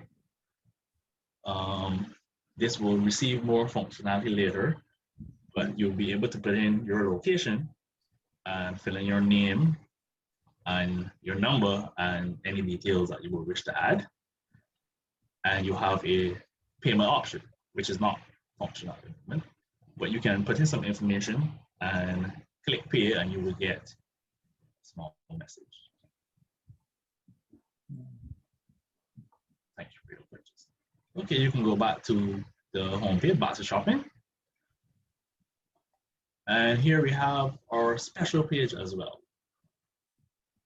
So here we have items that we will be offering at special prices. So if you wish to have cherries, you can click on Quick View, and you will see the special price we have on that particular item. You can also hover over the picture of the cherries, and you will have a nice enhanced view of it. And yes, you can go back to the home page. Before we leave this page, the reasoning behind this page was that with any fresh produce, we basically have a shelf life. So what happens is that for the fruits and vegetables that might be close to the expiry date, the reasoning of this page was to basically get rid of those that produce like quickly, so that they wouldn't spoil and you wouldn't have major losses on your profit. So back to the home. Yes. And now I will hand over to Julia. Good afternoon. So this is like a recipe page of items you could create with the vegetables or fruits that you can make like very sweet. You can make anything, and behind you will also see recipes that you can create and ingredients.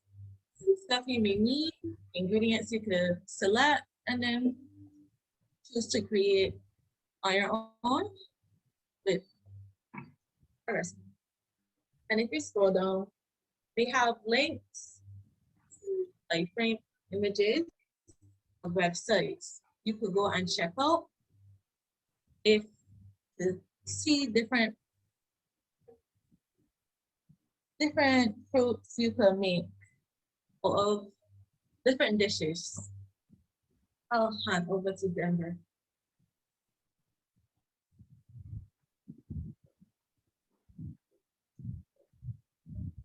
Good day, everyone. We're going to go to the section of this website with our services that we would like to offer. We're on the page at the moment, and there you can see some of the services that we offer in regards to this website here. And we have a delivery service here. You can read in the bottom, there is a script where you can read, gives you the opening hours, the closing hours, and the days for which we're open. We also have a return pickup service, and we also have some script in the bottom where customers can see information about that. We also took into consideration in the event that a customer would like to purchase from the e-commerce site and they are unable to purchase via the internet, they can also do in-person purchase via cash for produce. And we give that ability where the customers can do so. And in the bottom, we also have a live chat, which we are planning to launch, which would create a live experience where a customer can speak to a representative in terms of questions or any important issues they would like to discuss. And packaging and export, we also want to launch, let's say, export to at least 3 Caribbean islands once everything is adopted smoothly. And we also have, of course, our online payments. We're going to go to the contact page. Let's see, on this page, we have a contact us here, where customers have the ability to contact us with information, with anything they would like to say, feedbacks or anything, and they can do so. And this is a fully function page with responses. So now we're going to enter, for a short demonstration, we're going to enter a name.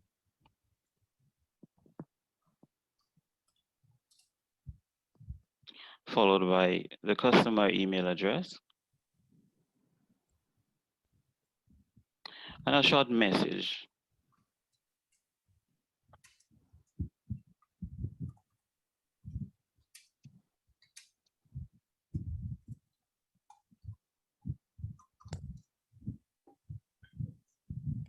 All right, this message can be sent and we would receive it in our Gmail inbox.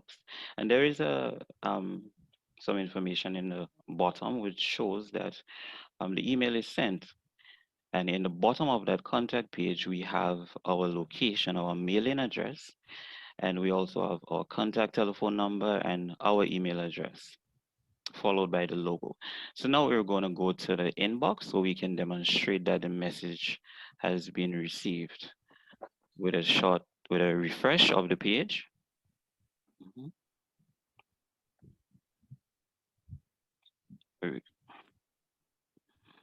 All right, there you can see we have received the message that was sent. Okay. Now we're gonna follow through to the About Us page. All right. In this section of the page here, it shows some information about the company, our vision, our mission, and our company values. In the bottom, we also have some social media icons, which you can press them, you can get to our social media page, which in the future we're planning to expand on that in regards to advertisements and so on. All right, I'm coming to the conclusion of this page. Marlon would take us through the rest of the site. Okay. Right. So within this project, we had some challenges, and with every group effort, we all know that you have challenges for it. So we had some technical issues. This included linking the email PHP and the add to cart functionality. And through this, we got help from our instructors. We had some design structure in terms of linking the fruits and vegetables to the cart. Also, we had scheduling issues in that during Denver and we all work delays in school, so trying to get those times to work together it was very difficult, but somehow we managed to do it. Even though we were working like after hours on this website, it definitely pulled through.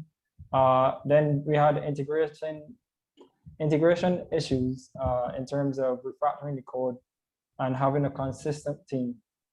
So in terms of that, everyone had a different idea in terms of the code that they wrote. We all together came together to make the website flowing, have the same theme, and it had some challenges at first, but eventually we pulled through. Through this workshop, we all learned HTML, CSS, JavaScript, the basics of PHP, and also the importance of teamwork. I can't explain how much we have been informed and definitely had a great experience from the tutors and stuff like that. We definitely are in a different place. I don't think any of us in the group had any experience from any of these, so it has been definitely a great achievement for all of us as a team. So in conclusion, we're looking at marketing in terms of interacting with the farmers to see if they are receptive of the idea, to connect with the customers through this platform. Then we're looking at advertising for the farmers, whereas the website would manage the advertisement through social media and other entities. And then we're looking at funding to further develop the growth of the website, and also so that we feel as if it would be more enhancing to the customers and for the farmers, so that they can get the process done in terms of linking the customers to the farmers in an easy way. We have to do more enhancing of the website to include more functionality in terms of like the map, whereas you're looking at, say for example, the person putting in the location of where they are, because with a lot of places now, you would find people are calling to give directions, and then they will have to come back and find out the directions and stuff like that. So with the map, we are looking at implementing a feature whereas you could just put a pinpoint on the map and we would be able to find the location easily, and it would bring down the time in terms of interacting with the clients and stuff like that. Also, as Denver said, we're bringing a live chat so that we can interact with the consumers and stuff, and get a better knowledge on what they want from the website, or what they might say. For example, something that we have that they don't have, they can talk to us and we can definitely put it on the website. So that basically concludes Quack Banquet. Any questions from here, I will hand over to Dwayne and he will answer for you. Thank you. It's okay. Last but not least, certainly not least, we have the team called Control A, which is coders that like anime, and they really like anime. They have been as enthusiastic about sharing their love of Japanese cartoon culture and having fun as they have been about helping people and coding efficiently. Trust me, Veronica ran a tight ship with that team. So they have eventually produced what they call Kodo-kun. And Andre, you can tell us a little bit more. Yeah, when this group I guess started and they wanted to do a voice assistant, I'm always enthralled by groups that do voice assistant, because it's a tried and true concept that is out there already. You know, it's not anything new, but what I do like about it is groups that put a special spin on the concept, and this is exactly what Control A has done. And working with them has been really fun, because they have kept me on my toes and they've taught me some new things. So without further ado, I'll introduce Control A. Take it away, guys. Okay, thank you so much, Andre and Charisse. Yes, we are the last group. Please bear with us. We've been really excited to show you this. All right, let's go. Okay, so good afternoon, everyone. My name is Veronica Manning, and I am here to introduce you to my team and our project, Kodoku. My team name is Control A, which stands for Coders That Really Like Anime, CTRLA, Control A. Our group is made up of myself. I am the admin assistant at the CSF, and my other team members are Joshua Isaacs and Theory Best, who are both students at the secondary level. Now, what could these boys and myself possibly have in common? Well, if you guessed it, it's anime. Anime is short for Japanese animation. So if you are closer to my age, you may know titles such as Dragon Ball Z, Sailor Moon, Princess Mononoke. Otherwise, you might know newer titles like My Hero Academia or Demon Slayer or Attack on Titan. And maybe you don't know any at all, and that's fine too. We came to realize that we had a true love for anime and other animations, and we decided to include it in our project. Now, you may be asking, what is a personal assistant and why is it voice activated? I'm sure many of you know of Apple's Siri or Amazon's Alexa, Microsoft's Cortana. Google's is really boring. They just called it Google Assistant. What's that? With these virtual personal assistants, users can manage their schedules, open apps with a voice command, do basic searches. So as such, they've gained popularity as they help you to achieve more with less effort. Similarly, Joshua came up with the idea of creating a voice-activated personal assistant that would satisfy his needs while online and save him some keystrokes. He wanted it to search anime news and take him to the latest updates on his favorite anime website, or search the best manga website when he wanted to read some manga. By the way, manga is Japanese comics, just another thing. Personally, I just wanted the assistant to tell me a story, and Thierry wanted to have fun being told some random jokes. So together we created this personal assistant that suited our needs, but also still included some basic features like Google search and weather updates. We also added some other features that we think would appeal to anime fans of all ages. And finally, we named it Kodo-kun because Kodo is the Japanese for code. And this is just a nod back to our love for Japanese animation and the fact that we really enjoy coding. So if you have ever gotten bored using Siri, Google Assistant, or Alexa, then Kodo-kun might be the one for you. Let's see what Kodo-kun can do, shall we?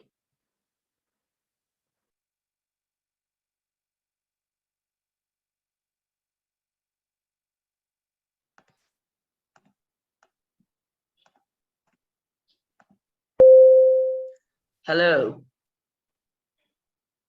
Hi. My name is Kodo, but please call me Kodo-kun. This is a landing page for Kodo-kun.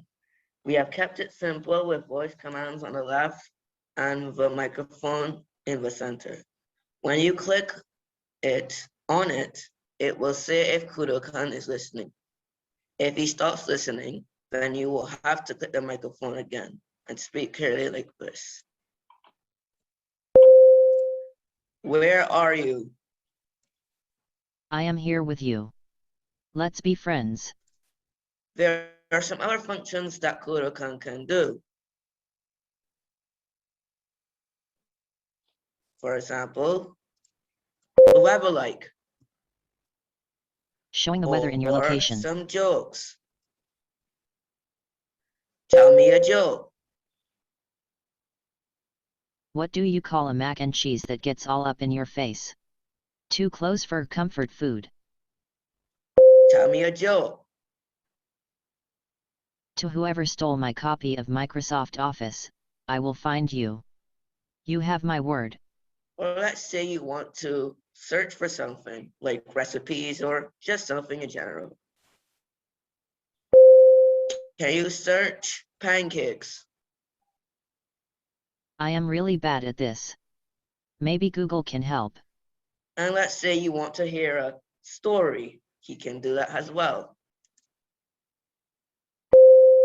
Tell me a story. What kind of story? Happy or sad? Sad. Let me tell you a sad story. Once upon a time, there was a man and he had a son. He loved his son very much. They were both soldiers and went to war together. Sadly, the son was badly injured and his father could not get to him in time. He was so heartbroken, the man gave up fighting and changed to a life of peace. Every year, he remembers his son on his birthday and sings a bittersweet song.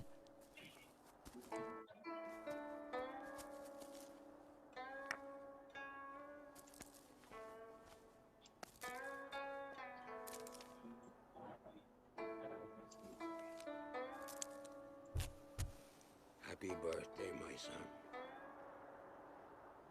If only I could have helped you. Leaves from the vine, falling so slow, like fragile, tiny shells drifting in the foam. Little soldier boy, come marching home. Brave soldier boy comes marching home.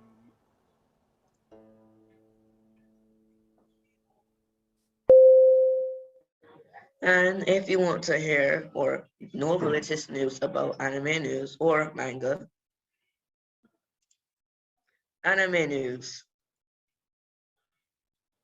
I see. You love watching anime. Well, if you want to expand your watch list, here is the site for latest news about anime. Anime news. I see. You love watching anime. Well, if you want to expand your watch list, here is the site for latest news about anime.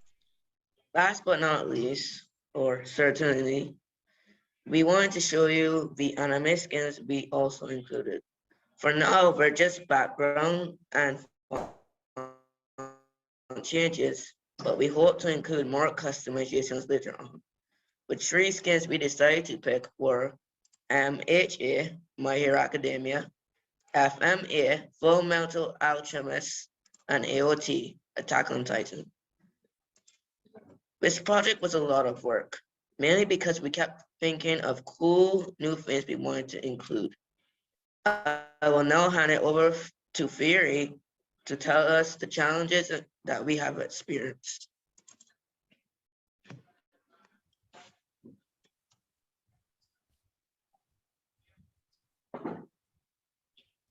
To start, our biggest problems to manage was time.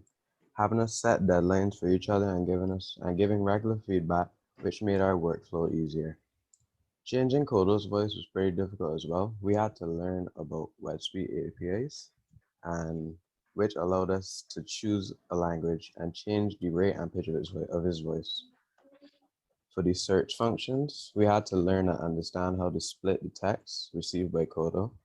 For the jokes, we modified the code from an online joke generator to suit what we had in mind. And finally, having Kodo tell interactive stories required us to incorporate JavaScript and pauses into the code.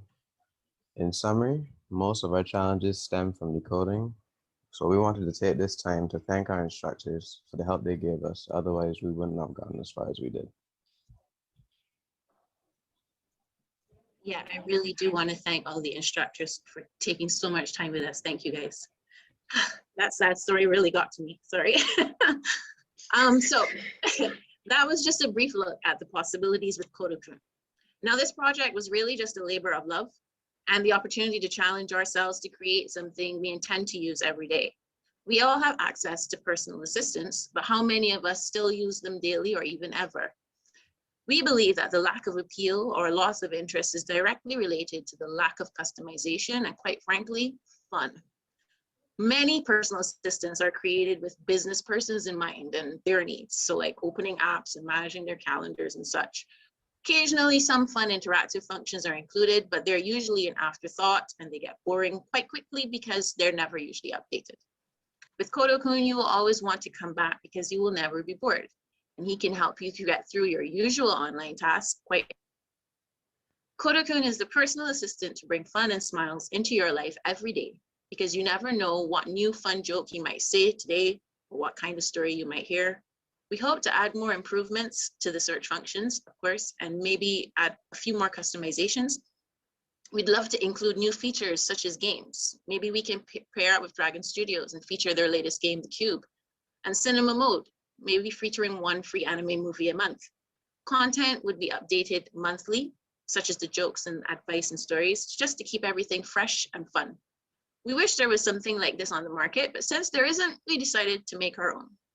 So thank you so much for listening. I'm gonna let the guys give their final thoughts.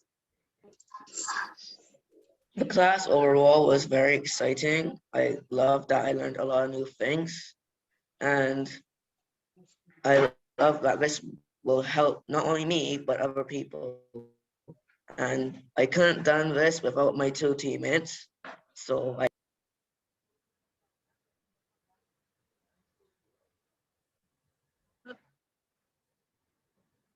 Did we lose? Personally, I enjoyed tinkering with personal assistants like Siri, and working on this project with my team was actually very enjoyable. It taught me a lot of stuff about Java and CSS that I didn't know before. With regards to the camp, I learned a lot of things I didn't learn before, like with this project, and I hope that I could use it towards myself, towards my future that I hope to accomplish. Cool, guys. I have to admit, working on this project really showed me the fun that can be included with personal assistants. I do still think maybe that the web speech API needs to have someone work with them to get them to recognize Caribbean accents. That was another huge difficulty we had. But coding is so powerful. I must say that this workshop really showed me what I can do. I felt like Tony Stark creating Jarvis at the end of this. Like this was such an amazing feeling, and I wish that everyone could feel this. And I really do appreciate this opportunity. We have one more person who wants to say goodbye though before we go. Kodoku?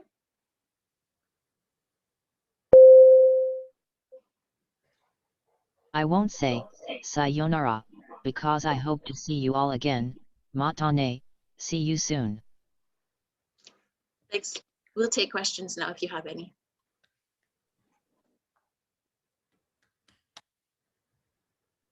That was fantastic. You guys had too much fun.